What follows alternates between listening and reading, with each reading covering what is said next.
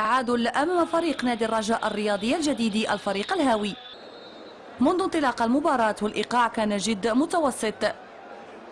أبناء توشاك ضيعوا عدة فرص وكان بإمكانهم حسم المباراة في الدقائق الأولى.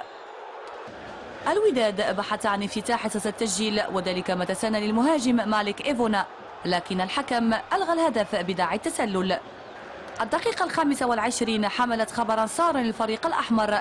بكاري كوني سجل أولى أهداف المباراة. وفي الوقت الذي كان يبحث فيه الوداد عن هدف الأمن، مروان جنال سجل هدف التعادل للفريق الزائر لينتهي الشوط الأول بلا غالب ولا مغلوب. مع بداية الشوط الثاني وبالضبط في الدقيقة 46 الوداد سجل الهدف الثاني بإمضاء اللاعب محمد السعيدي.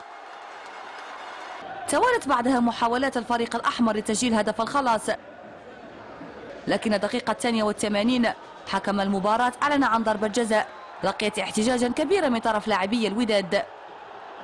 ومرة أخرى اسم جنال يبرز في الواجهة. مروان سجل هدفا ثان وتمين. فريق رجاء جديدة يعني جا بغى يحقق واحد النتيجة اللي تلعب في صالحه ونجح فيها بحكم انه يعني رجع للوراء ولعب على المرتدات.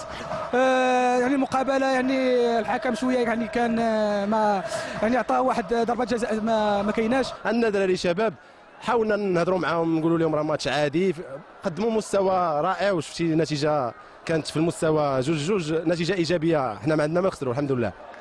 تعادل بطعم الفوز بالنسبة لنادي الرجاء الرياضي الجديد.